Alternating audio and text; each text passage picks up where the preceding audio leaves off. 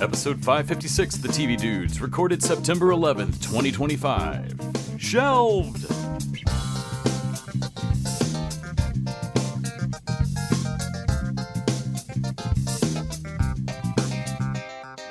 This week we are back with a new showrunner pick from our stalwart patron, consummate, always infectious JPV.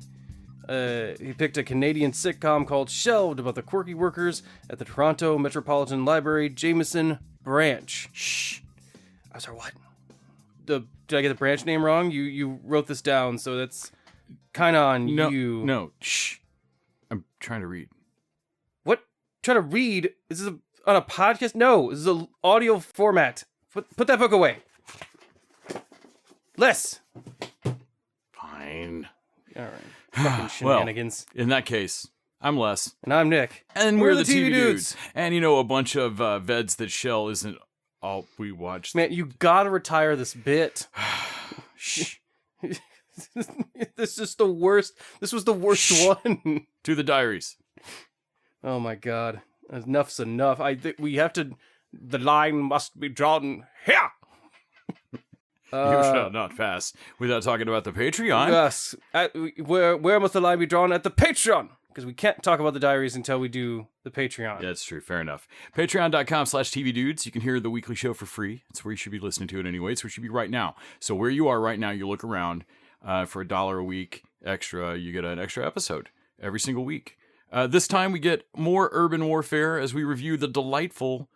no, that's left over from last week's script. As we review the delightful Tower Siege. Oh, absolutely. Dread. Yeah, get judged, bitch. That sounds weird now. Like, it does. It sounds like the justice system really is just coming for you. Actually, Dread's a dystopian nightmare fuel movie. Man. But God, they blow up people real good in it. Oh, they roll up people so good. Well, we get into it, but also yes, man. Dread has a lot to say. They're about to remake it. Are they? Not remake it, but they're going to make more. Yeah, Taika Waititi. I think Taika Waititi is going to do a Dread movie. I want to say Drew Pearce is writing it. Okay. It's got good people by it. Sure, they both grew up loving the comics, so it should be fucking fun. But anyway, we talk about the Carl Urban movie. Mm-hmm. Not the Stallone movie. Right. I guess Patreon.com. Yeah, Dread with the 3D, Dread when it was in theaters. Dreaded. Back when we were still on the cusp of doing that. But yes, now that we have figured out who is judge, jury, and executioner, now we can go on to the Diaries, where we're judges and juries, but rarely executioners. We have no power over all these things. Absolutely no power over whether shows happen or don't happen. The Diaries of the Television Dudes. Brought to you by only the finest cocaine wine. So what was our conviction rate this fucking week, Les? Well, I watched a little bit more Goldbergs. I watched some Franklin and Bash because Netflix finally got the rights to it, or someone started streaming it. Yes. I have had my own copies for a little while, but I don't want to bust them out all the time. I'm still confused as to which one is Franklin and which one is Bash. Well, so in season 2, they have their counterparts, Django and Rossi. Oh, everyone is Franklin, and Bash is the friends we made along the way. Yes. At one point, Seth Green shows up as Breckenmeyer's nemesis. Okay. And that's pretty funny. Sure. Breckenmeyer's shorter than everyone on the show. He's definitely shorter than Mark Paul Goss. Yeah. He actually has an inch on Seth Green. So his nemesis, the only guy in the fucking world shorter than him. And at first, I had to look it up because I was like, man, is Seth Green shorter than Breckenmeyer, or are they playing this gag and Green's just close to us? But I looked it up, and they literally their heights are 1 inch off, in their whatever their boxing Wikipedia. Man, they were searching for people, and we're like, okay, we either got to do Seth Green or we got to call Dinklage. At one point, in what I will go to I will die on the hill believing this is an improv line from Seth Green. From Brecken, or they at one point they call it out specifically of grow an inch, come over here and say that again, it's like, oh man, you called it out specifically. There's no way the writers maybe How could have known. dare Like, you. nope. I feel like that was in the moment. Like you two know that Fucking about each personal. other. Because like your heights on your headshot back of your shit. Yeah, I Like, suppose. I'm sure sitting in the room when they were both child actors. I would imagine that. Yeah, actors This year are I'm taller than you, motherfucker. I'm doing Nightmare on Elm Street. actors. I forget. Like actors. Yeah, must be way aware of their weight and height and fucking like. Can't imagine how that industry is just covered with body image problems. Just absolutely like they know their dimensions on their headshot immediately off like their brain. Yeah. So yeah, watch me some Franklin and Bash. That's been fun. There's a lot of crazy. You watched and I watched, but separately, the first episode of HBO's new Mayor of Easttown. Yeah. Drunk of nearly Yeah. Task. Which has everybody's lovable scruff Uncle Mark Ruffalo being drunk as balls as an FBI agent who should definitely not be back in the field. When they said task force, I'm from Texas. I assumed that meant a bunch of super armed people, like cowboys, like hut, hut, hut, hut, hut, like going nuts. I'm from the Midwest. That means a bunch of nerds that are in a fucking I was roadway so house. stunned in that first episode when I was like, "Oh my god!" So everybody understands that you guys are just lame as fuck. No, like remember the Wire where they put that task force together, the Totally Wire, makes sense. which are just the fuck ups that they don't fucking care makes about. sense. So, I think what threw me though is that the thing they're putting them up to do is actually smart smart policing. Yeah, no, yes. So I think that's what I confused me.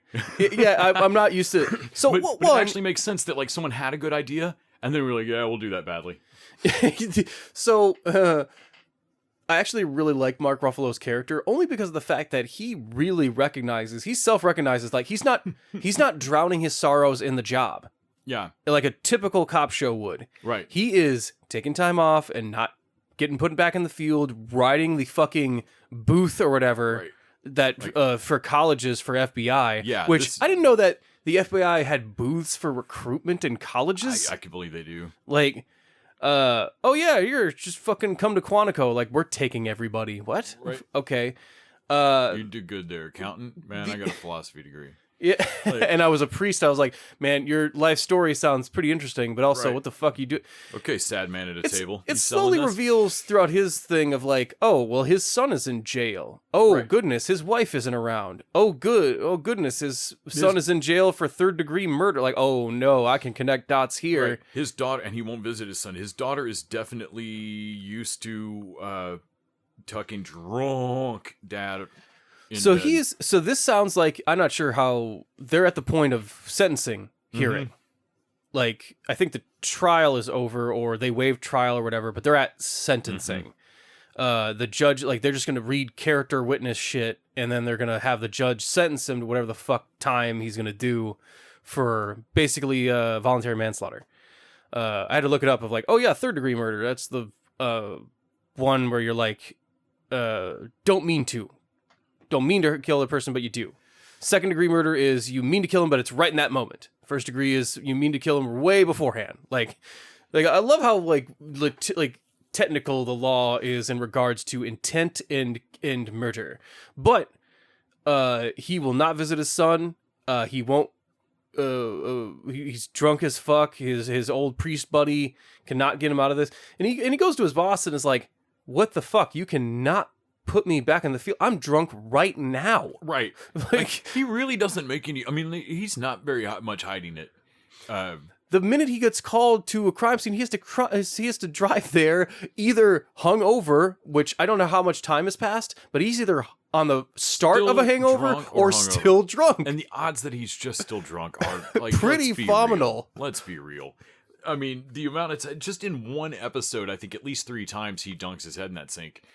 At least twice. Yeah, and like looking at it like, no, I bet that feels He has this great prop cup that he reads facts off of. And it feels like that cup was very specifically chosen as far as someone went to props like, I need a cup for a guy that has a problem. Right. Like, right. I need a problem drinker cup. No, this dude has decided he has his like safety Route 66 tall boy cup. Yeah. You know? Yeah. What are you talking about? Like a fucking just a old chipped glass? Like no sadder, No, like sadder. plastic. Like Right. You're not hearing me on this. Like, this I'm- person is this person is I'm destroyed. currently holding like a giant plastic Rudy's barbecue cup full of, Like but it's that. full of water. Yeah. But yeah, this thing we're full of like, let's Fucking say Jack. Gatorade and vodka, or Hold the Gatorade. hold the Gatorade. When he just stirs that with his finger, and like, oh my god, Oh my god. Mark Ruffalo plays drunk real well. But the reason he's put on this task force for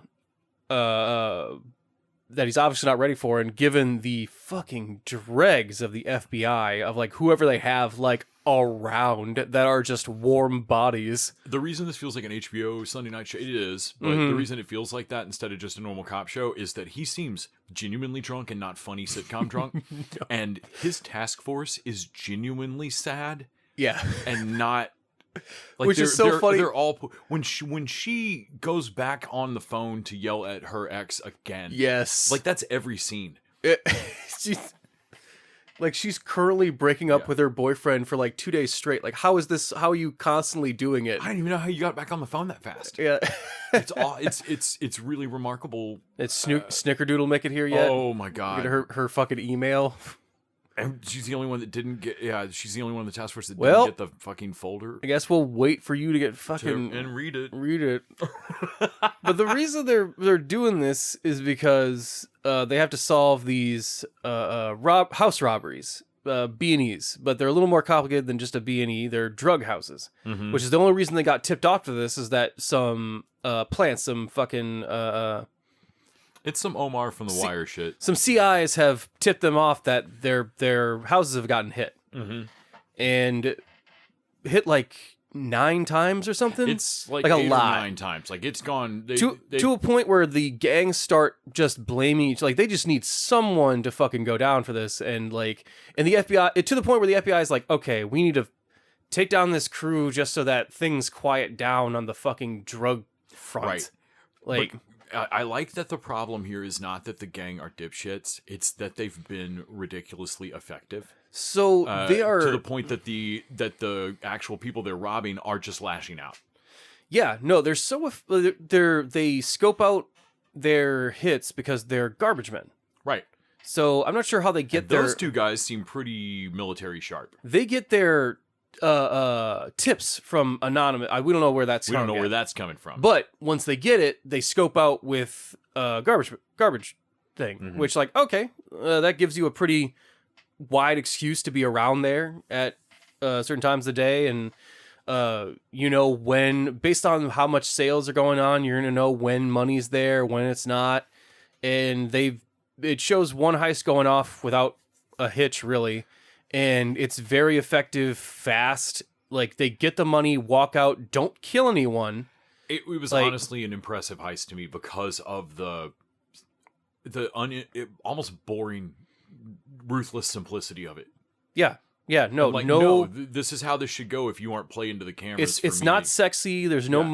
muss for it. It's just easy money, high risk, but pretty low maintenance and low work on their Yeah, end. this isn't Danny Ocean in 11. Like, dude, yeah. Their only problem is that I don't know if that guy is with them from military. It does not seem like he knows how to hold hold a gun. What, Peach Boy, Peachtree, Peach Boy. But you can already tell, like, okay, so this guy is your fucking. I guess maybe 2 people isn't enough to cover a house. right. You just need a third guy. And as we've discussed, every time we talk about crime stuff, it's hard to put a crew together that you can trust. Right. But And maybe you can trust fucking dipshit Diddy over here, but like it's effectiveness versus how much you can trust that they're not going to fucking grow a conscience and rat you out. Yeah. And, I mean, seems like the stats pretty easy, like roughly 9 times out of 10, nobody tries anything and it's fine. Yeah, their success rate you'd put at it is pretty good. Dude's Russian girlfriend. Or So that whatever she Russian is. girlfriend- Ukrainian, whatever the fuck So- she is, man. She's crazy. Well, I guess they've just never run into anyone that has no sanctity for their own life. Woo! Because everyone else, when they get a gun stuck in their face, pretty much just like, okay, No, the she money's goes there. One guy they have to put the gun in his mouth, but he gives up. He gives still up the gives it thing. up. Yeah. But this woman won't like Doesn't matter. Does not give a fuck. Well, and her dude's already in the bathroom going, so you're the fucks. So you're them. Like he's gonna take the hit. It's gotten to the point where they've hit a either the gangs are ready to hit are had enough of it, or like, hey, or they hit the wrong house. I would think at this point your lieutenants would know that the value of this is enough for you to like it'd be worth it to you to figure the guys to figure this out. This is an opportunity. Maybe and here's what I'm thinking. Maybe the difference is that the money's not there. Yep. If maybe that guy is fronting because he knows where they set up. Because like he knows like they're set up, or like that he knows that they were, or he knows that the money's not there and that I can't tell these guys I don't have the money, they'll kill me.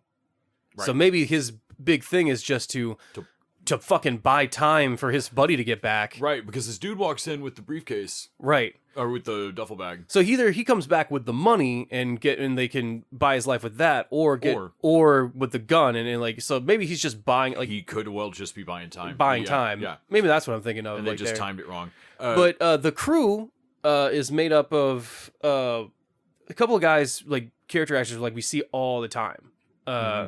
From this one guy that I think I saw him in that fucking Michael Bay heist movie. He's a like I see him everywhere. He's in a lot of shit. But their run-of-the-mill life seems to be also complicated in the fact that Uncle Trash. They live together. Or at least, or very close. He's that family best friend that's just over at your fucking house all the time. All the time. But also, they're living in his brother's house. Which is technically not his brother's house anymore, because his brother's dead. Yeah. And I feel like they died in the middle, died while they were overseas, it seems like. That's the vibe I got. And so is that his brother's widow that they're living with? Or daughter. Because it's his niece. Got it. But it's her house. Yeah. And so, but the other kid, I think it's just his. The other kids. Raul Castillo. He's Cliff, Uncle Trash. And then the other dude, who I didn't really know, Tom Pelfrey. Yeah. Man, without that terrible beard, he looks completely different. No, he looks pretty presentable without that beard. He's in Ozark and Banshee. He was in he's the schmuck in Iron Fist. Holy shit. Well, that's not his fault. Anyway, actually, I like the show. I think it's technically interesting, and I'm intellectually interested, but I was waiting for something to emotionally grab me. And then at the end, I thought it was a big good hook of, oh my god, they actually take that kid. I was wondering, it's so dumb. Like it's so dumb. Like so dumb. I don't know what I thought he was gonna do, but it is the kind of dumb move that you like get in a he can't quick flashback in Lucky Number 11. Well, you can't do this. You can't do the smart move. The smart move makes you obvious. The smart move is to kill that fucking kid. Like he's seen both your faces, and like, and could easily tell all the details of what happened here. But you're not doing that. But you're not doing that. But also, can you leave him here? Like, because if you had just shot the fucking. They already put a task force together. They were going to hunt you or whatever, but they have like 4 weeks of budget. Right. If you lay low for 4 weeks, you could probably get away with another robbery before they put another task force on you. You fucking grabbed a kid, and now it's fucking Stadies. Now it's everybody's going for like. Yeah, no, you kidnapped a kid. Yeah, you're like it's. Yeah, it's so. And the dumb kid's white. You're double fucked. When when you were, I think you were halfway through or so watching it, and you were saying of like this is same release I would like. This is technically interesting. This is all well done and well acted. Looks beautiful. But I need a little bit more of a I've seen crime. Where what are we doing? And I was wondering how that was going to grab you, because it was definitely enough for me to at least go, okay, we're down for up 2. Like. Well, I gotta see. This has not been the Savannah Smiles, like you rascally criminals I gotta see up 2 because I'm like, man, maybe I thought you were slick criminals just because you're just a little bit smarter than everyone around. Because like your plan is good because it's simple and not like there's no collateral damage. Right. And at this point, I So was like, collateral. so this episode 2, I just got to be like, if I'm one of those two guys, I'm asking the other guy the entire time, what are we doing here? What's Also, our his fucking plan? Niece is cold fucking tired of him, and Right. just evicted him and the kids basically. What are we fucking doing? Like, Right. So like when she threw him out after that argument, I don't think she meant come back with a kidnapped child. yeah, no, that's bad. Though that whole scene of him having a pretty good night to himself, things are going pretty well for. He feels like he's feeling pretty good. Sneaks into her room to steal one of her J's, Did and then she comes back in with that date. Like that got so awkwardly funny so quick. that was so. I'm like, and you And know then that turns into such a fucking real argument. it turns around because and I actually like that it showed him to be a good guy in one aspect of, okay, so a creep would stay in here, but like he goes like, okay, I have to come out here even though that's the fucking most awkward thing in the world. Right. I can't. It's gonna be worse if I stay in here. He somehow preserves his like dopey niceness Yeah, in it. but then in the afterwards, it shows like his not getting it of why she is constantly pissed. And I did not really understand the depths of his moochness there until she's yelling at him. Like when Right. he's like, well, then you have to get out of my house. And she's like, I can't believe I'm having to say this to you, but man, again, dude, you live with me. Right. Well, when he doesn't know that she's 21 and he like she is fully an adult. Like she's not 18 or 17 Well, trying to get emancipated. She comes back with a pretty severe thing of like, why don't you go get up and fucking leave? If I thought you guys could handle it, I would have already left. Yeah. Yeah. And, like, it's a fucking burn. yikes. And also just one of those like, I don't know specifically and I don't want to know what you idiots are up to in the middle of the night, but I know it's got to be a fucking felony. It's Like there's no, I know you. It's a good setup. I'm actually interested in watching it, but I do feel like, well, these always end kind of the same way, which is, oh, darn it, they're both compelling characters, but the cop's going to have to kill that criminal. Yeah, no, Bummer. At some point, Ruffalo is going to have to win out. It's going to have to, like, pop, like, not arrest him. They always get fucking, like, killed at the end, because I won't go back I'm to wondering prison. if both these, Mayor of Easttown was fun. I mean, dark. Mm-hmm. But this is set in the same Delco County area. It could just be the fact that I'm like, I don't also like treating the fact that like, oh God, what both compelling characters, but it's just so inevitable that eventually we'll have to kill the criminal because the cop is unequivocally the good guy, no matter Even how though- bad he is. Even though he's clearly hammered drunk in his job. Because like, I get the idea is like, aren't they both the same? Aren't we both all bad people? I'm like, yeah, Mhm. but one always shoots the other guy and gets away with it. Yeah, I see the direction of the moral fail is different. like I felt the same way watching Billions of like, no, they're both assholes, but Paul Giamatti's character pisses me off completely differently. Yeah. Like there's a sanctimoniousness that is different than like Mm-hmm. like at least Axe just wants to make a bunch of money, but Paul Giamatti thinks he's got the high road. And like, Mhm. no, dude, you're a dick. I recommend it. I'll say just only one episode out, but we are 2 episodes from the end of Alien Earth, Indeed. and like we did I mapped it out of like, okay, so we just had our mini movie from the previous one. Right. This episode is the setup to like, okay, slowly we got to set up the dominoes, and like shit starts to go wrong. Because And the penultimate episode is gonna be the bug shit. so the crazy. penultimate is the second act of every Alien movie where shit pops off and no one's ready for it, and a bunch of people have to die before you learn enough about an alien to figure out how to fucking like do so a that thing. should be next week's. And there's a lot of aliens to learn about what to do or not do, so we gotta like. Yeah, so we kind of figured that this week was gonna have to free a bunch of critters, but not quite see them go off. No. And man, watching we know from last week's mini Alien movie a lot more about how a lot of them work. We got to see a new one this time. Yeah. But getting Like to one of the only ones that can kill a synth. Like fucking dummy. That was a nice addition. But getting to see, we've already learned how it works. Getting to see it again is always a satisfying feeling. Mm-hmm. So it was fun watching the sheep eye this time. Just stand there and watch all of it happen and like wait. It's because we know that it will. Well, it does it again. It will cause chaos. It will help another critter. Yeah. Just because there's a good chance it'll bail in the chaos. Yeah, like I'll see if this fucking helps me out or not. I don't know. Man, when that sheep fucking stupid kid getting killed with his those things, they're very CG, but still, they're basically flies that throw up an acid that can burn through a synth. Yeah. Because like when he's carrying the tray of metal in there, and I'm like, oh, I see where this is going. Oh no, that can eat you. No. Yeah, they're mineral fucking eaters or whatever. Yeah. Like the I like that the xenomorph is also, we show an in-between of its little form, its snake form, and... Right. Well, when we were debating at first, is that just how big they get when you grow one out of a lung? Yeah. But no, it gets bigger. It becomes a full xenomorph.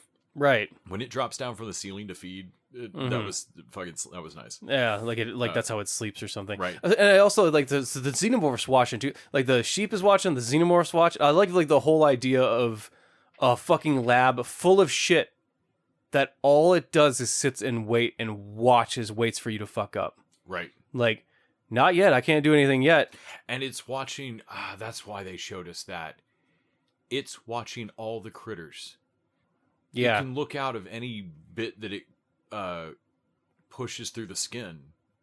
Oh. So it can move one segment to any So it's got one eye that you're. Oh, that's what it's looking at. You were looking at the face of the sheep with the big bug eye, like a fucking Mad Eye Moon. But it's got other eye segments in it. But the segment's looking out its asshole at the back, keeping an eye on that. And so that's how it always knows like what critter's up to what. So it knows when to bump the wall. Wow, that's why it doesn't. So it's always watching, but the sheep never moves. Fuck. That's why the sheep never moves. Yes, it doesn't have to for it to fucking 360 view. Yeah. Like, that's pretty cool. I also like Olifantabot and Morrow having a like kind of back and forth in the elevator of like, oh man, they cold hate each other. So I love the fact that like the villains are so good at this, like of like, so we got the head Kirsch, like we have the head corporate villains of Utanian progeny, or progeny, and prodigy. Sorry, though he has made progenies. Yeah, but they have their sub level characters, like they have their own mini bosses, like underlings that also kind of have their own shit going on and are fucking loose cannons, right? That are like doing their own thing. Like, okay, and also the kids this episode seem like they're now wild cards because they erase one of their memories because they're gonna like, oh well, we have a fucking corporate thing coming up, a meet and greet. I need this one to not say that she's pregnant, which also understandable. If she could stop saying that, I would also appreciate that. She's goddamn terrifying. That's not great. But like in general, ever since they, I don't know, presumptively decided to make immortal robot-bodied children go into a terrifying alien horror story, they've come back being like, well, then we should just do a bunch of adult stuff. We're just adults now instantly. Like the way the kids were saying it, just of like, well, we're just adults now. That's just how it is. And like, that's not how this. Yeah. I don't know how your brains work in those robot brains, but that's not how maturity works at all. No. And so that was already a problem. The most noticeable of which was I'm pregnant. Which is just noticeable. But all of them are going through it. Yeah. And so that's how we get all the subtle backfiring of one of them ending up like in a goddamn cell. Then they wipe its memory, which I can only like. Their response to it is also terrible. And I remember, and I was like, okay, so I'm not a fucking scientist, but even I can tell the immediate problem you're probably going to have about this, which is, remember who told you about like, hey, so she's saying she's pregnant, probably told the other fucking kids. Don't you think the kids are going to like, I don't know, ask her about that the next time they fucking see her? And then she's going to go, what are you talking about? Also, she no longer remembers their most bonding shared experience. Right. So she doesn't remember like 3 days. The crash. And so I was like, okay. And I've got to assume they have basically flawless recall. So a hole would be very noticeable. The, what was it? The same thing with dropping the dime on the brother. Right. Like, I thought they were to hold that back of like, oh, they're not going to know she's been mind wiped from it. No, the minute she wakes up. Like, So I'm used. Wendy just asks her immediately. So I'm used to an alien movie that has a pretty good turnaround time for shit biting you in the ass. Right. That's pretty standard. No, this is impressive. The find out the fuck around ratio here is remarkable. Just millisecond, like, hey, yo, so do you remember that thing you said about fucking being pregnant? Well, and similarly, we saw the setup this episode of Yutani and Prodigy getting to actually talk, like Boy Cavalier and Yutani actually talking, and so we know that an incursion is coming like immediately, like that shit's happening next episode. Oh sure. Yeah, which is great because that means we have extra bodies to kill just when all these things have gotten loose. Well, they're waiting for shit to pop off and then to grab and extract during the confusion. Which, I mean, I wouldn't tell them, the fucking infiltrator guys, that like, oh, we're waiting until the monsters are loose before we send you. Like, right. Okay, maybe beforehand, but whatever. When you say dust, you mean monsters, right? But then even the fucking what's her name, Wendy, comes up to the the psychological like woman that like psych evals them, and it's like, cool. So you wiped her memory, and does that mean you've wiped? Like you could tell that she's just immediately done the math on as soon as she realized what happened to the other one, she went to confront her about it and immediately became scary. Right. Like just right. It was just the other dude cold quits of like and not even just from an ethical standpoint, but also from a he says he won't do it and then gets fired afterwards. Right. But has a like, hey, no, seriously, we don't know what it'll do to her personality. We don't really know how personalities are made. We kind of took it whole, but we can't make one. Right. And so like we don't know what that memory could be core to her. Yeah. No, just the explanation of I'm not saying we never do this, but this can't be our first. Yeah, This can't be our first course of action, like of memory wipe. Because man, when they're like, "Well, then you're fired. Can you do it alone?" And his answer, like to his wife, like, "No, she can't. No, she can't." And she's like, "Yes, I can." Okay, I'll rephrase that. She shouldn't. Right. And then his slickest guy, like for helping out a buddy, right. like that Muppet really comes through. Hey, so is Wendy safe here? And just longest, like, look forever at the camera and then look back. She's completely safe here. Let me show you on this screen. Yeah, she's not safe at all. Run. And like you could, I love the look, code. And I love the look, like the look he's giving. Like, man, this is all the help I can give you. Like, fucking don't read the room here. Go, fucking now. Right. And then he gets rewarded with a fucking face hugger. God damn. Man, so that fucking asshole. I'm blanking on that kid's name. What his fucking Peter Pan name is. Smiley? Is that Smiley? I think Smiley was the one that got melted. I think you're right. I think Artouche is his actual name. Yes. But I remember his fucking Neverland Ranch name. Man, I know they've got his family and he's a little kid, but it's so cold when dude realizes what's about to happen. Well, when he tries to get her brother. Oh man! And like, so if a synth could flop sweat, like hey, Boy Cavalier would be in there. Like, did we program them to be able to sweat like that? Like, no. I think he's somehow that nervous. Hey, can I show you something? We should go somewhere together right now. And then the fucking his buddy comes in and saves his life without even knowing. Just like, oh, bummer. We got told to be anywhere but like here. We would totally stay and see your thing, kid. Man.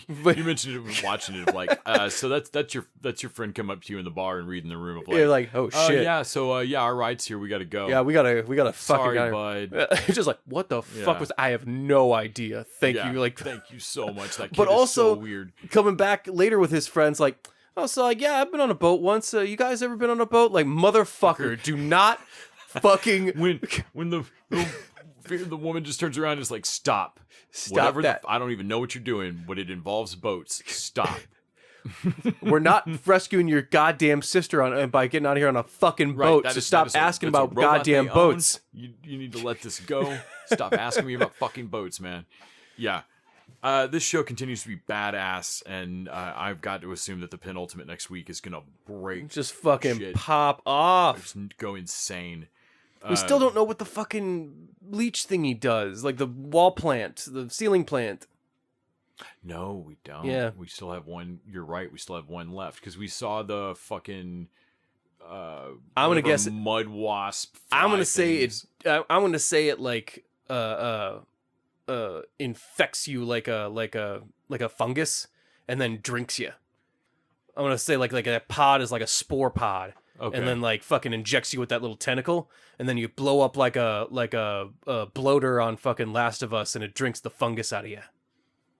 All right. I would watch I'm gonna that. take the over under on it. I don't know, but we have like people that we have ones that drink your blood. We have ones that melt you. We have ones that eat you. Like it's gotta be something a little different, right? Well, kid'll be sad he didn't get to live to see it. But yeah, it's just been fucking awesome. If folks, if y'all aren't watching, if you're still listening to this, we just spoiled a bunch of Alien Earth, but you should watch Alien Earth. Also, are we caught up on It's really great. Peacemaker? And so yeah, I think that's the only other thing we got this week. We have. Have you watched? Did you watch this week's? Yeah. Have you watched it? Did you watch this thing? You know what I'm talking about? You talk about it? So You talking about about things. This both feels annoying as a TV show and also pure comic book. The amount of times that there's some world-ending thing in Marvel or DC that you're like, so this can't have existed during the last world-ending thing. Yeah.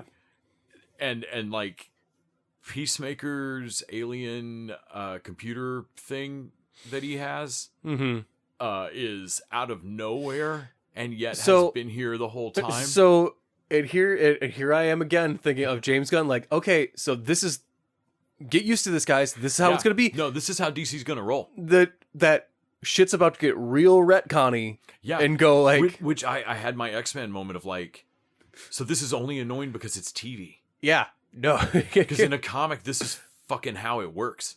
Like, yeah. No, Where the fuck did symbiotes just come from one year? And so like, wait, I thought your dad made all that stuff, and Peacemaker all but goes to, no, that's stupid. Dude. He's a redneck. And honestly, I kind of love the retcon of taking away the one cool thing that fucking racist had. Right. Of like, no, my dad was like basically a Klan member in armor. Like, but, are you kidding me? He's a fucking dipshit. But also in that, in the first season, that's totally what it was, though. Absolutely, like it was. We're rewriting history. like part of the retcon is that I've always been covering. So like, you know. So the trick with I would call this like the trick with this gun usually is to not get caught doing it. And and you seem to think that it's actually kind of a feature to like get caught with the fucking money bag. Like there's a like what. Like it's different than the Deadpool but it's in the same level of fucking of like I don't care moving forward. And oh man, so at the end of last episode Peacemaker had come back to our universe. So at the end of last episode Peacemaker come back to our universe.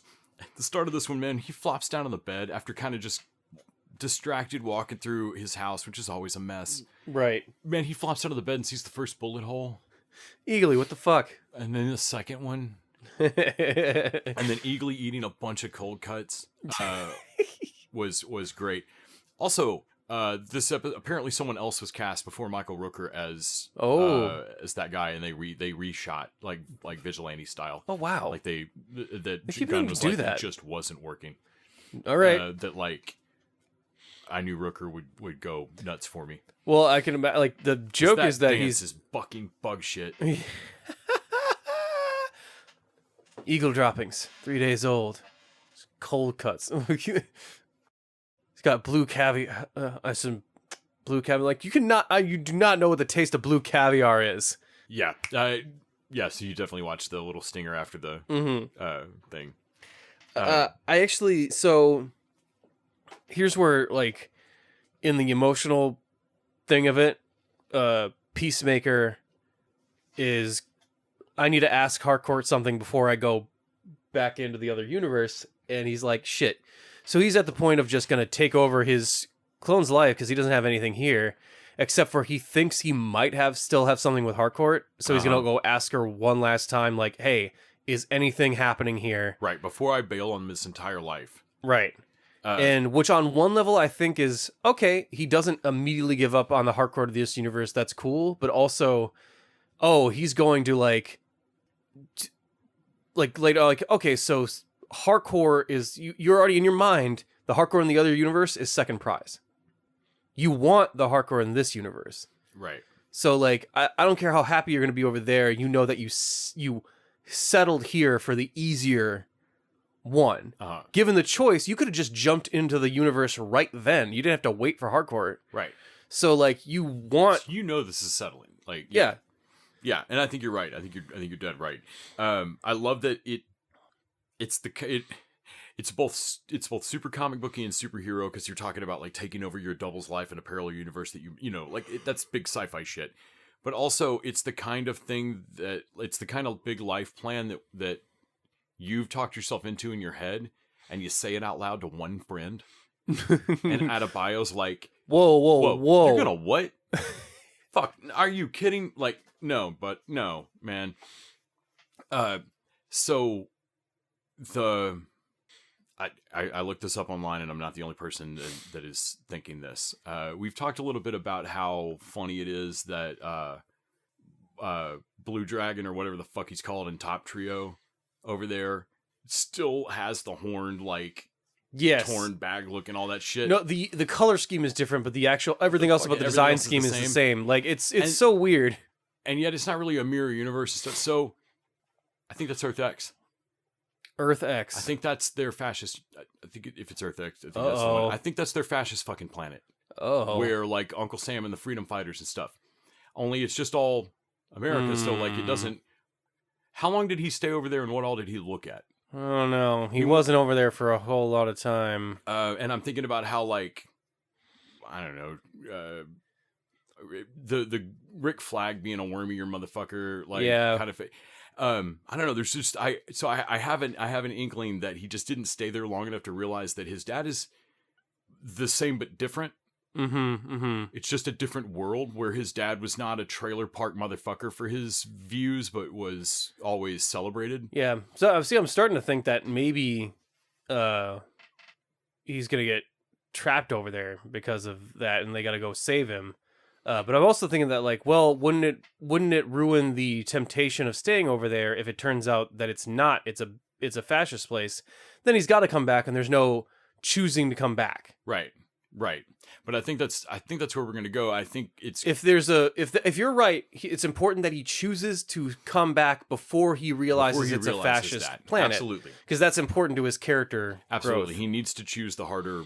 That it's more worthwhile to choose the harder life. That said, at some point, if I'm right, then the freedom fighters that were gonna blow up at DMV were like freedom fighters. Okay. Like the freedom fighters, maybe like there might be an Uncle Sam and the freedom fighters over there. And like how like I don't know. I'm there. When I looked it up online, and I wasn't the only person that was like, no, I think this might be a Nazi. Like the fucking DC has that. They've done it before on. I think it's Earth X. They did it on Arrowverse too. Arrowverse. Yeah. No, they done it. Like it was, yeah. Yeah, so that's my bet. Uber girl. I was actually embarrassed to realize that it's not Earth X. Earth X was Marvel, but so last episode when they showed Harcourt with Rick Flag, I was actually it was an embarrassing long time for me to realize that wasn't in the alt universe. That was in our universe. But since they've rebooted our universe a couple times, I'm confused by it. So I was like, okay. Harcourt was not sleeping with Rick Flag in the first season. There's no interaction with... She doesn't like Peacemaker in the first season, but not from because you killed my best friend didn't like you.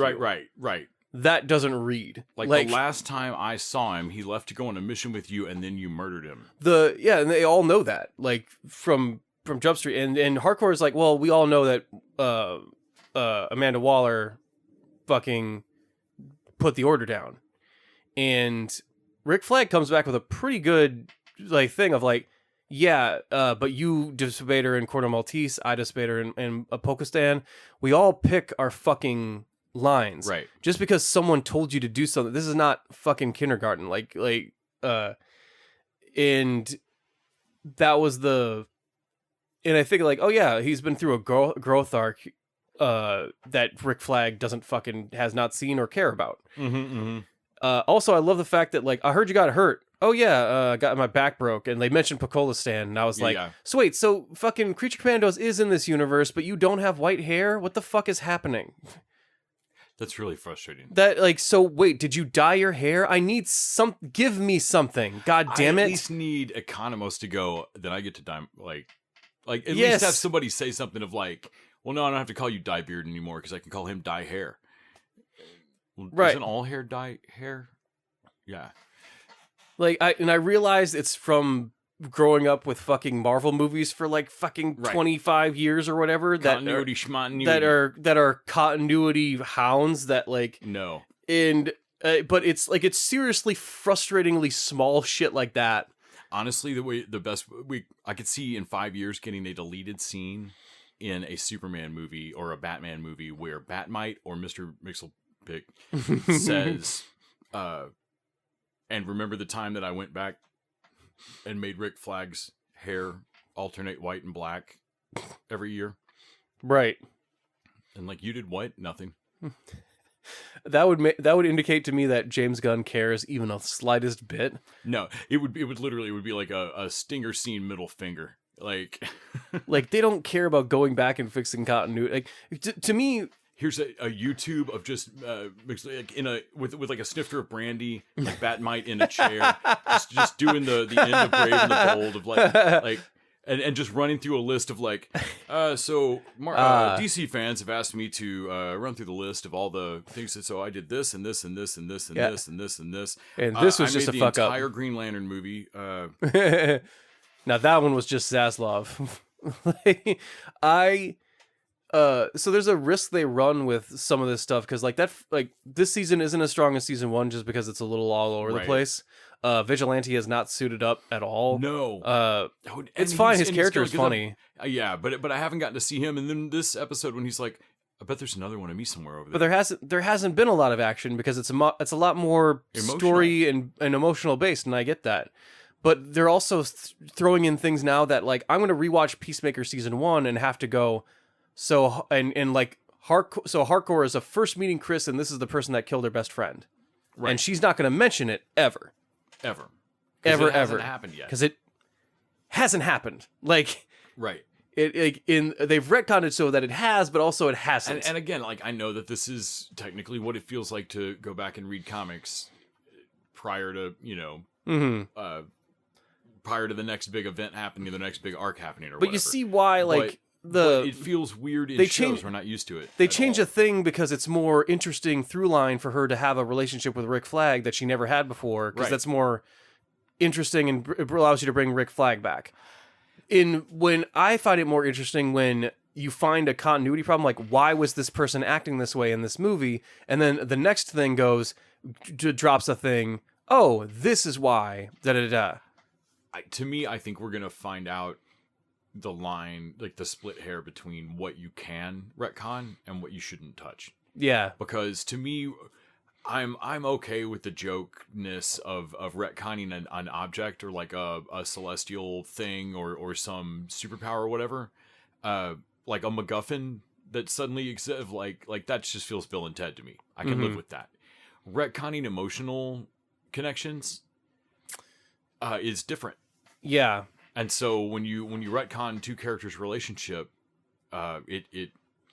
that is different than retconning Chris always having an alien artifact in a box in his closet. It changes the context of every scene from that first season of this is the guy that killed your best friend. Whereas like I can just believe that he's got a messy enough place that somewhere in there's just an alien artifact. I can live with that. Right. No, like that sort of stuff doesn't matter. Yeah, it will actually it's drink different. down on what matters and what doesn't. But I think we're going to find that line. And granted, that line is going to be, I believe, different for James Gunn than it is for me. But I think prior to them doing this, it was an all or nothing. Like, well, you just can't, like, you're either being sloppy or you're not. And like, I think we're about to find degree, like, like, well, there's object sloppy and emotional beat sloppy. And like, Yeah. that's going to start to stratify this a little more. And let me be clear, this mess that James Gunn is doing is so much better than everything else we've done that It would not doesn't be worth discussing like this if it were not fucking awesome. It's super fun. It's in no way like, no, we should let him run with this because I can't think of anyone else that would do this job better. But also, Well, you're never going to get a bunch of comic book shit in. Like, as soon as you start taking one seriously, it starts to close off like a lot of the other ones. I mean, granted, Marvel's got to do it, but it's taken 20 years. remember how we talked about get ready for characters to start acting differently from property Series to property? series, yeah. That they're gonna act like, be like, is that a different character? Like, why are they not acting the same or have the Right. same voice? Adebayo is already doing that, and it's yeah. and it's James Gunn to James Gunn. Right. Adebayo in this season is not the same one from the last season. No. Her motivations are different. She cares about different shit. She cares about different things, and like, Yeah, the best you can say is that maybe you didn't draw her deep. No, Her- the conversations by the car and stuff, she was a different her type of person, I felt. her advertising in the fucking Gunmerk Oh thing my is God. funny, Right. but also it explains to me she has nothing significant to do in this season No. at all. This is all about Chris in that alternate universe, and anyone that's not there doesn't matter. Also, the butt of that joke is that she is yet again, she shouldn't be in this industry. Yeah, And she sends it to her ex, which says again that she does not even understand what the argument's about. so So like that joke makes To- her the butt of it in every possible way and makes her character look worse for to it. me, the answer to this is too late. You can't do it now. We're too many episodes in without seeing it. You need to see Adebayo and Vigilante and the other side of it and seeing their reflections and how their shit is working. Hey, why is Adebayo's relationship working over there and not here? Right. And vice versa. Right. Like, Vigilante, is he not a badass over there, but happier? Like, does he actually know a bunch of spider facts and not like? And it's like, right. Well, like, and he's I don't got a know. D-bag brother, I think. But everyone, like, the more interesting characters have parallels over there. Harcourt and Peacemaker, and that's where all the story stuff is happening. And I feel like everyone that's left on this side of it is just doing fucking cleanup. Although Economos is doing some great heavy lifting with Argus over there, with Tim Meadows, right? The bird Yes. blind, like, Yeah. and stalling over there and taking out Michael Rooker's fucking eagle hunter character, which he tried to shoot you. Like, man, another eagle fucking took you out or whatever. Oh no, that must be the primal eagle. That means that It can only mean one thing. I've been destined It's the for primal. this. I'm destined for that. Can that be the only thing it means? I feel Seems like it could may mean be a lot of things, man. a couple different That things. you are culturally appropriating something for your weird hatred of eagles. Yeah, no, his whole dance that then works, and he is able to like spiritually track eagly through like astral projection or whatever, and actually finds where they've moved the fucking door. Well, the judo master is hunting him down in that woods too, Yeah. which means that Argus kind of have forgotten about judo master after letting him off the leash. Why the fuck is he not? Well, no, he rode there with dude and Right, but Yeah. he walks out of Oh, the yeah, that's onto right, the high that's right. So like they don't pick him up in the woods. yeah, you're right. He just gets there. Yeah, So doesn't he? does Argus not have a bomb in his neck or like anything? Like, do they not care I that don't know. judo master is out and fucking I around? think I can't remember the name of the agent that is technically running this team, but I kind of feel like this thing's a clusterfuck. That like this is not Flag's distraction of his trying to watch Peacemaker and look into his kid. I feel like is fucking this up. Because like this is like they feel sloppy. I think Waller's gonna end up taking this whole thing back over by the end of it. I can't tell what is intentionally sloppy to make Argus Right, look, and what's and what's James Gunn just James retcon. Gunn sloppy. Like, Yeah, what's gun retcon? Trying to think. So moving the door, I guess, was the only other. Like, I did enjoy Economos trying to stall and it just being a closet. So when they moved the door the last time, they just lost that closet to shit, not really Right. knowing if it was going to work, I guess. yeah, so you just gotta accept that whatever was in that behind that closet is gone now. Just somewhere. Yeah. My bet is that somewhere in there, in the space, there's that closet. somewhere in there. But his dad just never went and fucking got anything out of it. Well, go vigilante on the door. I need you to go pick up some doors from fucking Lowe's. In the fact that, like, oh yeah, the only reason I know how to do it is my dad made me and Keith do it. Probably because it was actually freaking dangerous. Now that I think about it, like, yeah, he's a dick. Yeah, I'm looking forward to the explanation exactly of what they're going to say as far as where do those Peacemaker helmets come from. Like, oh, I'm assuming. I'm betting that they've hinted that it's alien tech reverse engineered. Because I don't think it's. At first, I was like, oh well, maybe one of the other Robert Patricks. No, I don't think any of them can do the math.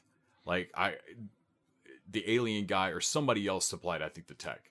Like, but I'm a little curious now because I'm sure that is going to be a thing that leads into some big next thing. And then I'd be like, oh yeah, some alien guy gave him all the helmets. The dad didn't make any of those helmets. And then I'd ask James Gunn, an alien made a helmet that gave you scabies?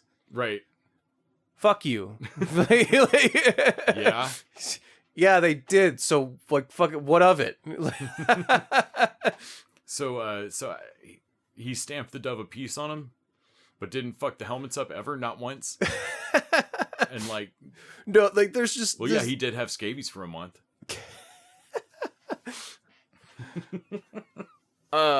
That being said, it's still like the best thing DC has put out there, in my opinion. Oh yeah, I am enjoying the weird. I'm really, I find it funny, and even as the mess that it is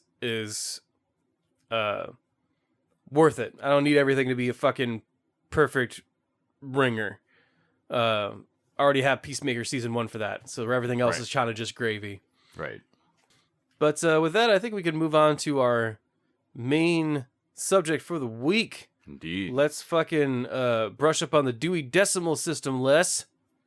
Let's figure out where we've misshelved our current pick. I don't know. Let's talk about Shelved. Let's talk about Shelved. Stats picks. Detrance for menstruation. Why are we pushing this dribble? It's a bunch of magic and fairy tale nonsense. Bryce. Oh, are you outraged about a fiction book being promoted at the Checks Notes library? I won't read it, haven't read it, but it's trash. What's your pick? Put up last month's. Eat, Pray, Love. What? I like the chapters where she eats. Has anyone received a call from our day transfer? He's late. Whoa! Hey, man, what are you doing? Quit it! Welcome to Parkdale, Hollard. Howard's Hut. I'm looking for the branch head, Wendy Yarmouth. I'm glad you're here. Consent to a hug? Oh, no, I'm afraid not. Oh.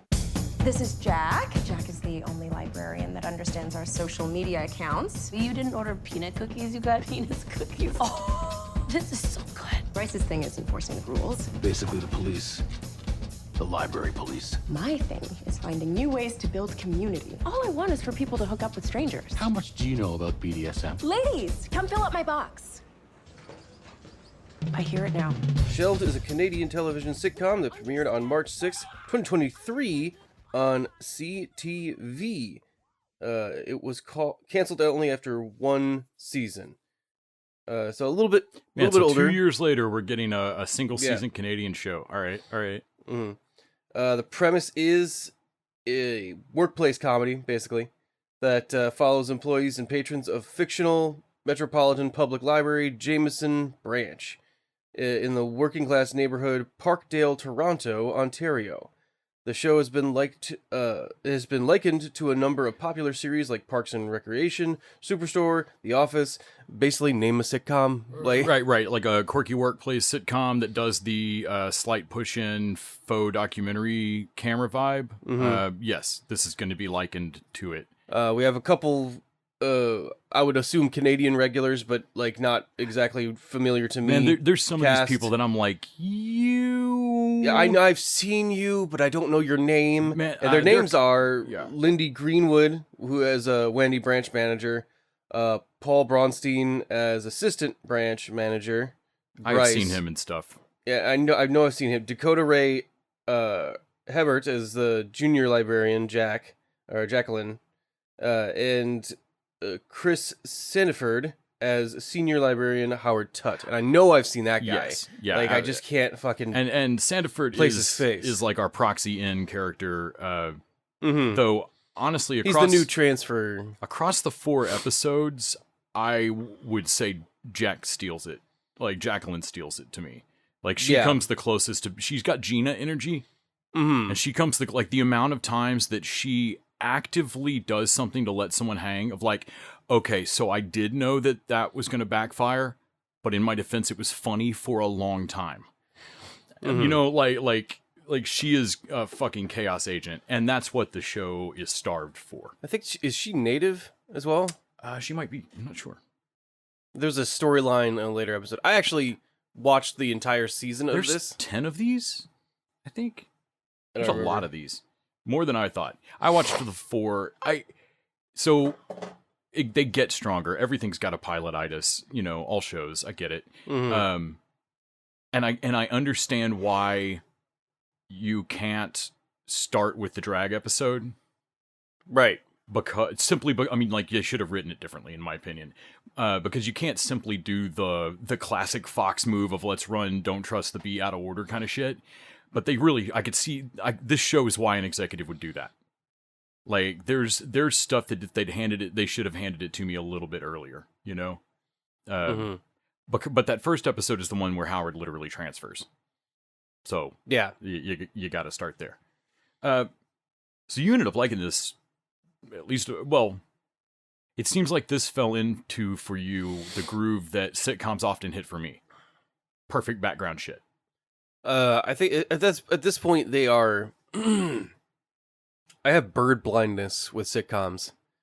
You cannot tell an eagle from a duck. I can't. They at a certain level, like this is this. There are so many seasons of Reba for you, my friend. I know technically Parks and Rec is supposed to be better than this, but Right. they're close enough that it doesn't quite matter to me. So this feels like a stats class argument from college of like, no, across 7 seasons, hits versus misses, Parks and Rec and this show are identical. Mm-hmm. Yeah, like Because average Parks wise. and Rec has shit enough beds to balance it that, like, I could see a statistician going, those are the same show. Yeah, from a mathematical And perspective. and like, you'd have to die on that hill. Nobody, like, no fan of Parks and Rec would feel that way. Right. Like, I guarantee everyone who heard that likened to bit earlier ranked those immediately in their head. Right. And this one did not come out on top if you've seen Shelved. Mm-hmm. Even if you liked it. And it's perfectly enjoyable. I don't mind Shelved. It really grew on me a little. I'm going to end up watching We more. just watched a lot of 30 Rock. 30 and- Rock's wackier. And I know, okay, so 30 Rock is better than this, but to me, not by a significant margin. I feel like 30 Rock's more aggressive. Like, not just in tone, it is more aggressive in it's got a bite to it that Shelved shouldn't have.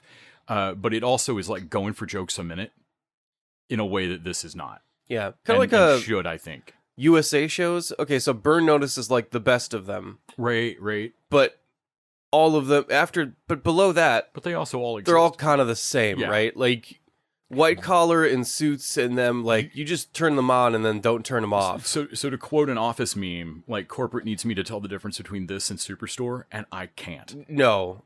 Yeah, Except that I've interviewed Colton Dunn. That's the only reason I'm sure that this is not Superstore, because I don't know anyone on this show. So, and that makes it sound like I'm kind of down on sitcoms. You genuinely Yeah, are. I guess I've found over the last couple years or whatever, like being spoiled on Good Place and Brooklyn Nine-Nine. I'm like, oh, I really don't have any much. I think I'm past the point in my life where these held much interest for me. There's frequently a moment in a genre where something twists it enough that it changes all of it. Mhm. And like, I think Good Place and some of those upped the game of what you could do with the story across multiple seasons. Mm-hmm. And still stay a sitcom. That I don't quite know how to replicate it, and no one else does either, and they're all beating their heads against the wall trying to figure it out. Or giving up and putting laugh tracks back on. That being said, I actually let Shelved run because I do find these shows to be easy to. They're easy. Well, it's Is just probably the nice that best. it didn't recommend What About Pam or whatever the fuck. Right. It recommended Strays.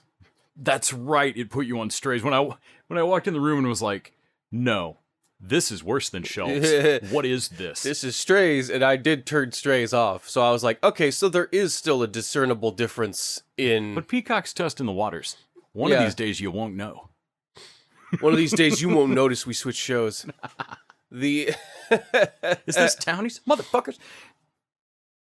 I think Shelved might be the least... This is JPV's pick, right? Yeah.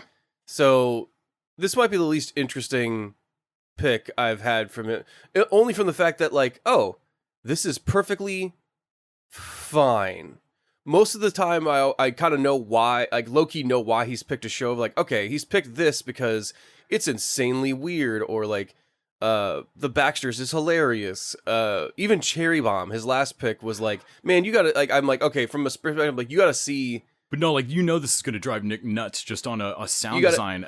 Well, you got to see what was allowed onto a streaming network, like a real show. This, I'm kind of like, this is very basic. The super story. I can't. And then, like, gun to my head, I'll be like, okay, what's wrong with it? And I'm like, That's the thing. Nothing. Like, if I would, what's wrong with soft serve ice cream and the little waffle cone that's always stale somehow? Nothing. Nothing really. It's if someone offered it to you as a dessert, you would not say no. Right. It does not break any rules of desserts, and this does not break any rules of sitcoms. But also, it doesn't. The couple of times it takes a swing and I'm like, I love that, and then that doesn't come back up. You know. Well, we like elements of it. I like certain regular visitors of the library. Wendy, who forces them to call the branch manager Wendy, other Wendy. Now, she's an insane violator of personal space, and, like, just... something about that actress, her delivery on what is probably pretty standard quirkiness for a character, she sells it. There's a moment, it's one of the only... In the 4 episodes I watched, it's the only other time she pops up, when she shows up at a staff meeting. Yeah. And her only interaction is someone turns around and is like she says something, like she throws in a contribution in the middle of the meeting, and somebody turns around like, why are you at a staff meeting? Well, someone was supposed to bring donuts, but that's ruined. I don't know, I can't do it justice. Like, the woman's delivery on it nails this, like, weird, indignant, like, well, I showed up for the Danishes, which you cheap sons of bitches didn't even bring, so why am I wasting my time at this staff meeting? Like Wendy. You feel like she's gonna quit a job she does not have. Wendy, yeah. Oh no, I was talking about other Wendy. Well, you've got my attention now. So what are we gonna do about that? You want to go down the pier, play some go-karts? I bet you I could take you. It's so weird, it's so quick. She's written a little different than the other characters, and I feel like she's not just using all the soap in their bathroom; she's stealing their soap and selling it on the street. I feel like they wrote this character to be a little quirky, and then they got this actress, and then maybe on the day they tweaked it on the energy, and it kind of fed into a life of its own. That being said, she just drops for episodes at a time. Yeah. She's just not there. No, she's in like 1 in 4. She's not a regular. Or 1 in 3. Yeah. And that's with the staff members are the only ones that are there regularly. Man, even Howard's love interest, Sheila. I'm blanking on her name because she's not in every episode, which is insane. Though that's where I first noticed that Jackie is my favorite character. Is because I think his first interaction with her, where real interaction, where he really goes for it, like he gets her flowers when like her ex-boyfriend has shown up. Yes, and she's allergic. But it worked. All of that was weird. Like, it works out because she gets the day off, which she wanted, and all, like, it's odd and everything. But the moment when he realizes that it's all fucked up, that he's left the flowers and it's all gone wrong and everything, and Jackie's response back is, definitely, man, whoever told you to shoot your shot, that was bad advice. That was bad advice. That was you earlier today. Oh, man. Oh, yeah, man. Yeah, that sounds right. And, like, something about her delivery, and it was like, I wish the director had gone... like, just pulled her aside later that day and, like, so that moment, whatever that felt like, I need you to put most of your moments there and then reach for whatever's crazier past there, because that was great. And maybe it's just the Canadianness of it that and having just watched way too much 30 Rock, that I wanted a little bit more.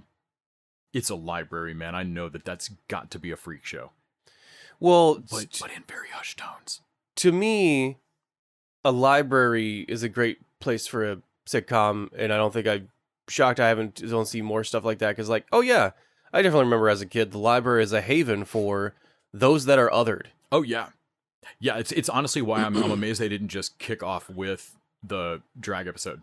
Yeah, libraries are for weirdos. Yeah. And I say that as a weirdo that needed Right. a safe space as a kid. Yeah, I say that as a weirdo who went to the library earlier with a pocket full of loose batteries. Books were fucking bully repellent. They They couldn't collect batteries at the library. I'm not just walking around with loose batteries. just all the loose time. batteries. Just Realize you, how you weird and your that sounded. batteries, Les. Yeah, me and my loose batteries. Don't fuck with me, dude. You'll get a battery. See, that's why people thought you were a robot. Mm-hmm. Like, he's always changing out his batteries. That's why they call it that. The- Assault and... Yeah, but like I would cross the threshold of the library, and then the bullies like vampires on holy ground, like learning. But right. so for the Canadian of this, makes it seem like the stakes are super low. Right. And the drag episode's a good example because I do like how they handle the drag episode in the fact that Same. no one cares. No, Bryce- literally everyone's like, Bryce, Jesus.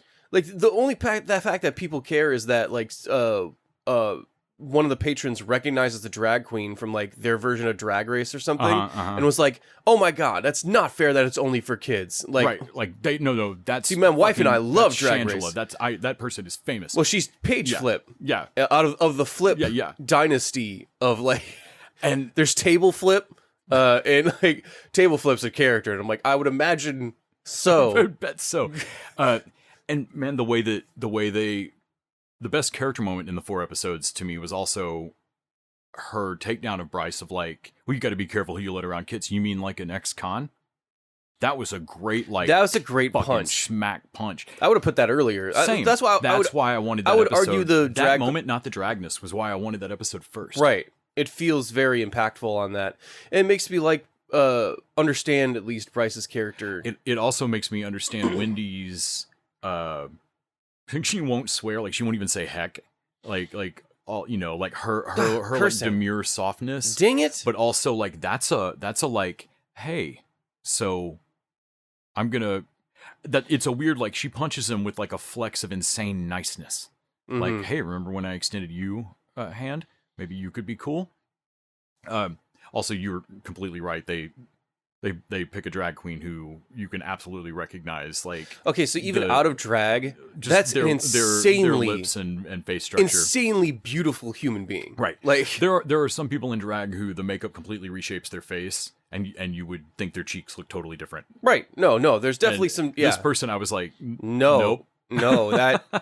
That You're still That's- you. that's still the most attractive person I've ever seen. Their prepper bond Their prepper bond reaches so one of my favorite jokes in the show. I actually like the fact that both of the common ground these characters find is that the world is going to burn. And it almost comes apart. Like, they almost come back into an argument when he's like, well, yeah, the nuclear war is going to, I don't think it'll get to nuclear war. I think climate change is going to take us out first. And he laughs of like, Right. oh, right. Like climate Like, and, climate you change can is see real.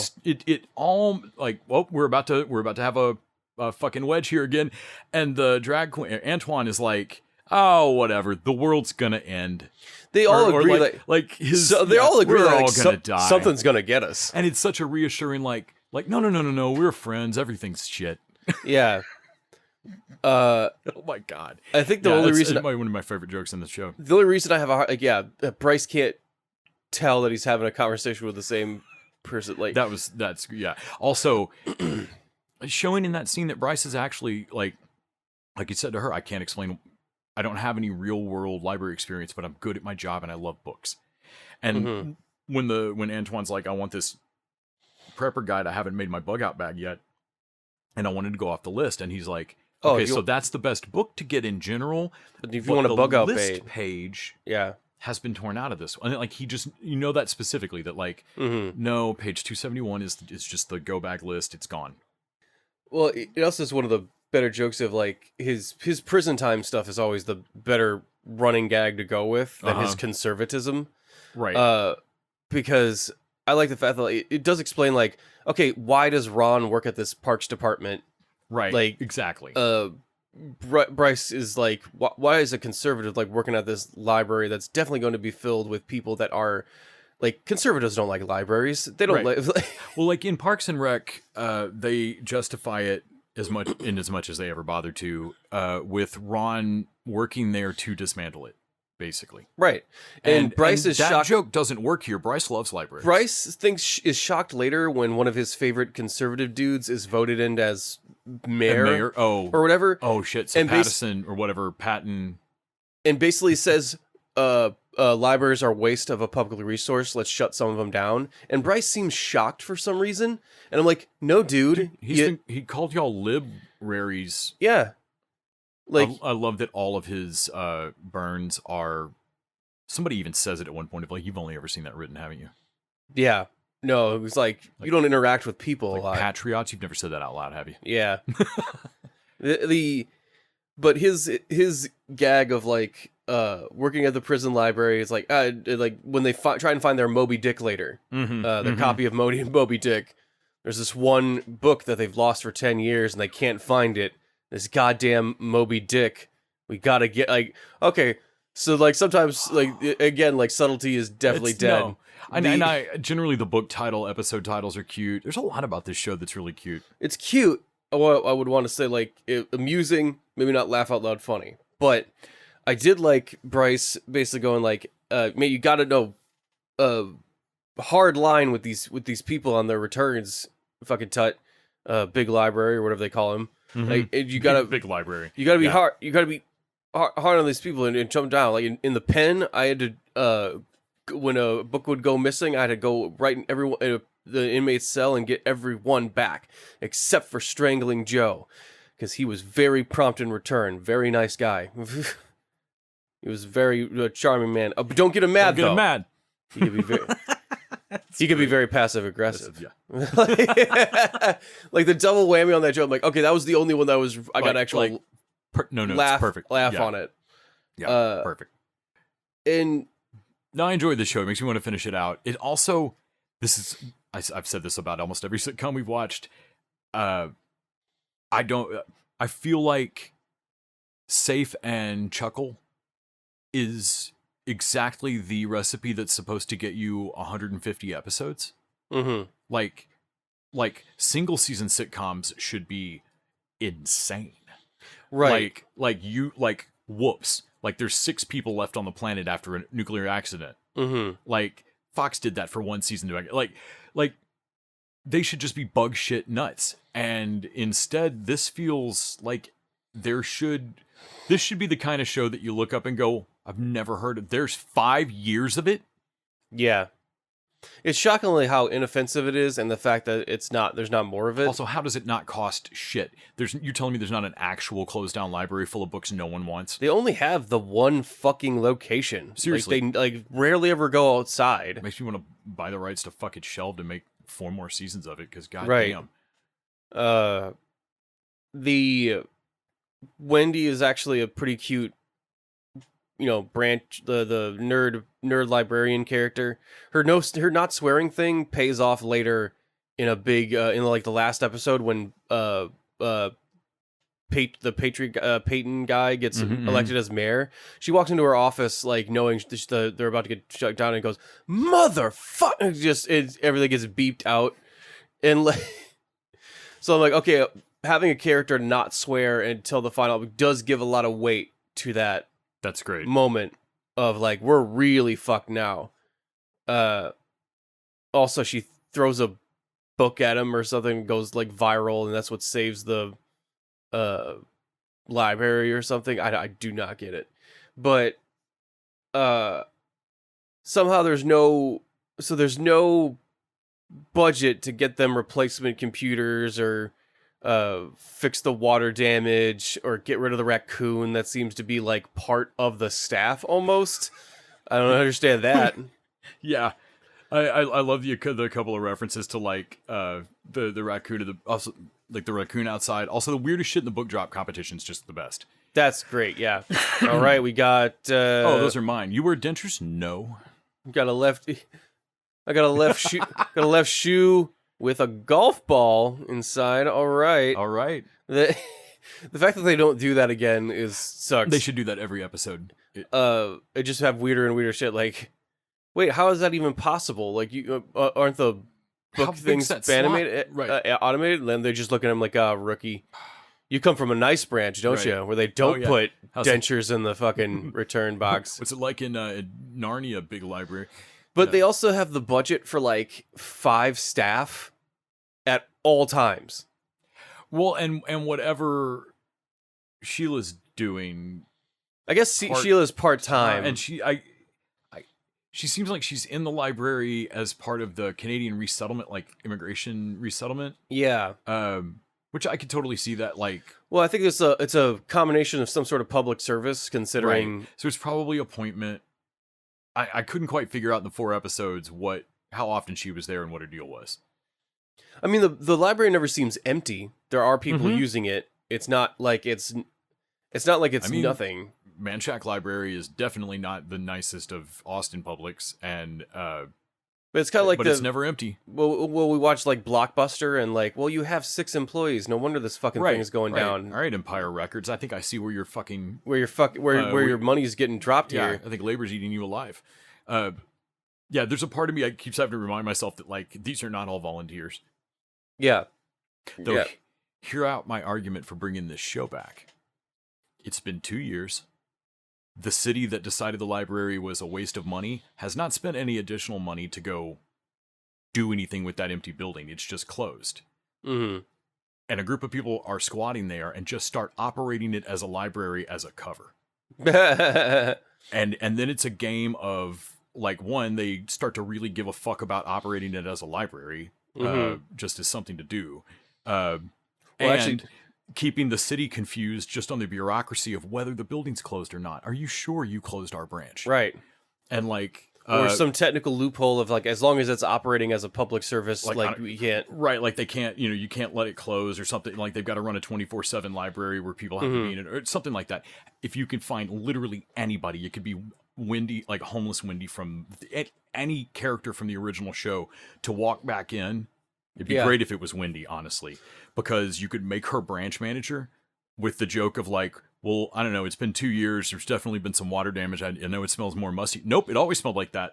This is perfect. This is exactly the same. Wendy... and then you could just tell everybody, no, Wendy's our branch manager. We never closed. I don't know what you're talking about. Yes. And keep the Wendy. game running. Yeah. Well, Wendy... I thought you were what? Say it. You thought I was what? There's an episode where a black woman last time I met you. Was I? There's an episode where a man comes in and basically has a past relationship with Wendy, and everyone's trying to like figure it out. Awesome. And don't quite like. Is that the one where they try and reshelved? And they try and eavesdrop on her. And tries to eavesdrop, and then one of the other the kid, the young black kid patron is like, hey yo man, so like you're eavesdropping. Oh, I'm sorry, I know it's wrong. Like no, we're all eavesdropping. You just gotta be like more conservative. And he points out everybody like, look at her, she's like look at what's her name.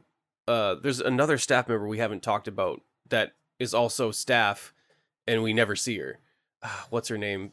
I think she's a Latinx lady. Older woman. Yes. She's barely there. Yeah, no, the only time that I really remember her getting pointed out was when they're trying to teach Howard how to eavesdrop properly. Yes, that's she just shelves and reshelves the same book. That must be it's a different scene then, because I was thinking it would be this one. But yeah, she's just like, she's been reshelving that book. She's shelving and reshelving that book for fucking like 10 minutes. That kid just has tying his shoes for the last with 2 their like Velcro. And they're Velcro. And like, no man, we're all fucking, because Howard's like you've called him out for being like no, we're all doing it. Yeah, you just suck at it. Yeah. Hey, don't ruin this for the rest of us. Get a fucking cover, man. right, man. Seriously. Blow this for everybody. But it turns out to be her brother, and she's lying about having like being the branch manager here, and she's obviously homeless. I'm not sure why her brother, like if she has a brother, like why the fuck he's not, other than the fact that she must be, she like Wendy offers her like a program to be housed at some point, and she rejects it of like, I've been in those programs, they don't work, they don't end well. And like, okay, you realize you live at the basically live at the library though. I think that's the thing she brings up in the staff meeting that gets her noticed is like, and what about like people who like give shit to patrons who refuse traditional housing? Like she basically like makes a dig at like squares who want us to live in their idea of housing, and like, okay, but you're a home, like, but you're just living at the library though. Well, it sounds like they're trying to make her sound like she's a wanderer. She felt like that comes in every once in a while. Yeah.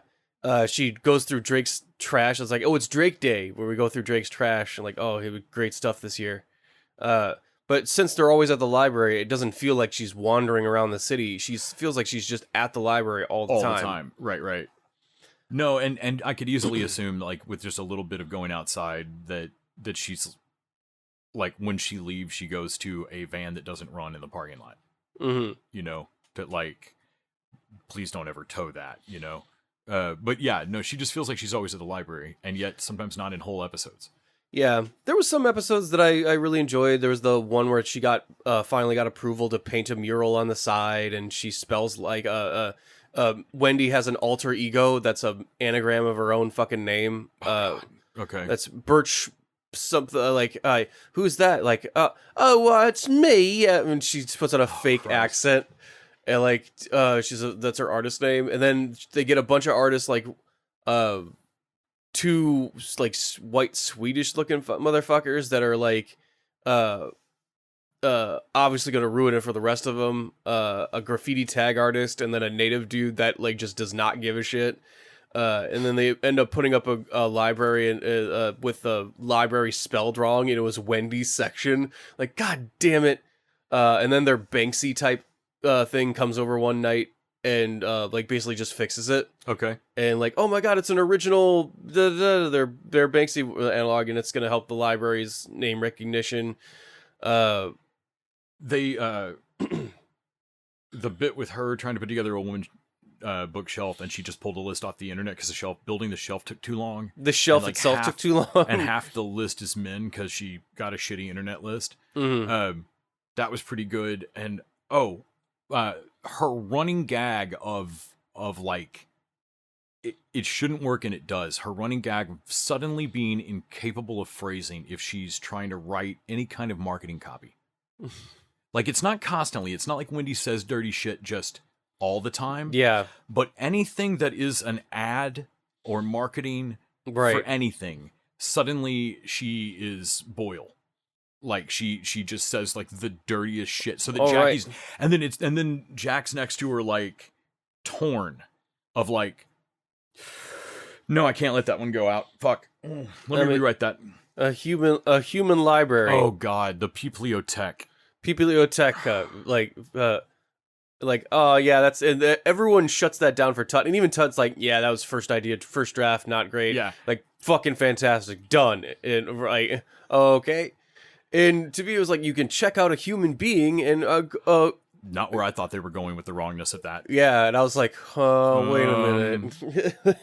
I can't. Want some one-on-one time with me?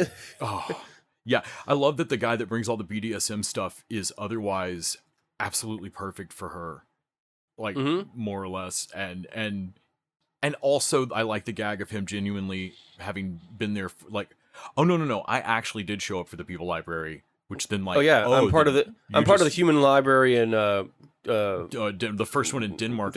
Yeah. But also then that means that you just carry that around. Yeah, so you just carry that around regular. If a conversation goes well enough with you, you always have the ball gag ready. I guess. Yeah. Well, you don't want to be I guess you like you rather like condom wise, like you rather have it and not need it than need it and not have it. Right.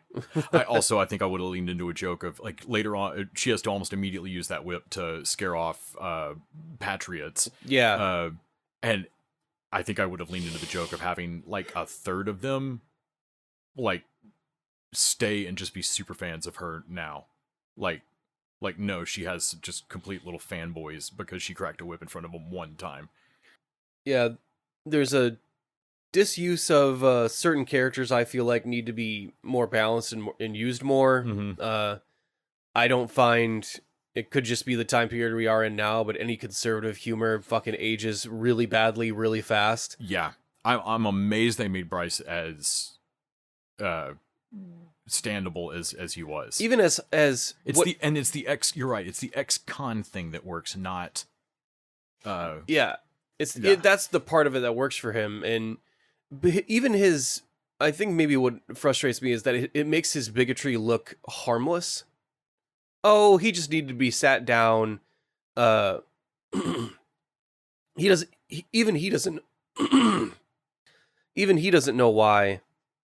He doesn't want a drag queen. Like, you can't really pin him down in a thing. He's just uncomfortable by it. He doesn't actually have a good reason. All you got to do is sit him down and really talk him through with it, and he'll. And that feels like a fucking dreamland conservative that is like, oh, you're right. I am basing this off of emotion. I guess I'll just get over it and do it. Like, I'm like, okay, I don't think that's happened in the last 10 years ever with anything. And it makes it feel, and it's he protests the sit-in, and everyone just treats it like, oh, that's cute, fucking old man Bryce, and like maybe it's because it's Canadian. I think it's Canadian, and the Canadianness stuff, like that's not like to me like no, that's an actual threat. Like that, it starts with that, right. And then like trans people get their rights fucking taken away, right? And I that's like you said, there's really nothing offensive. It's a very kind of middle of the road safe sitcom, but if there's any spots where I'm like, guys, what are we doing? There's a reason there's an almost at this point almost offensiveness to me in having that conservative character and not treating it seriously. Yeah, well, there's a reason they made Hogan's Heroes after like fucking the World War II. Like right. It's and there's a reason that like they refused to produce that if the Nazis didn't look like complete fucking dipshits every moment. Yeah, and I'm sorry, we're at that point where like the fucking battle lines have been drawn, and we have good guys and bad guys, and I kind of don't want to see the bad guys humanized in the, well, you know, I'm kind of already sick of watching like the fucking Breaking Bads of the world of like, let's justify a dude's shitty behavior because we kind of like him. Yeah. No, when the thing we kicked off with Tony Soprano just being a terrible character who learns nothing. Yeah. And like that's just not fascinating fucking 25 years on to me anymore. Mm-hmm. It's not as funny. Yeah. Otherwise, much more interested in optimism. Yeah. Otherwise, I can't dissuade anyone from watching this show. I wouldn't highly recommend it, but also I wouldn't say like fucking run away from it. You're not gonna waste your time. No. Whatnot. It's better than Strays. Strays was pretty bad. Yeah. I don't know what that came out or what that deal was. But no, it was pretty bad. So yeah, Shelved. I would check it out. I also enjoyed it. I'm going to watch the rest. That's probably going to wrap it up for us this week. Check out our review of Dread for more TV Dude goodness over on Patreon. Yes, drop it in the return box, baby. And we'll be back next week with a 3-episode premiere of Gen V, as well as I think we're going to have a special guest. All right. I think we're going to have Marvin Lanier on the podcast with us. Fantastic. So we'll introduce you to Marvin. And until next time, TV Dudes out. We are understaffed, underfunded, under fire. Literally had a fire. Whoa! Bonfire! Right. Things work differently around here. Morning, Wendy. Morning. I think I found my thing. A thing for Sheila? She is way out of your league. What can I say? I love making lists. In fact, it's the list I could do. Everybody loves libraries and librarians. Hey, when are y'all gonna get self-check in here so we don't have to wait for you to finish your snap talk?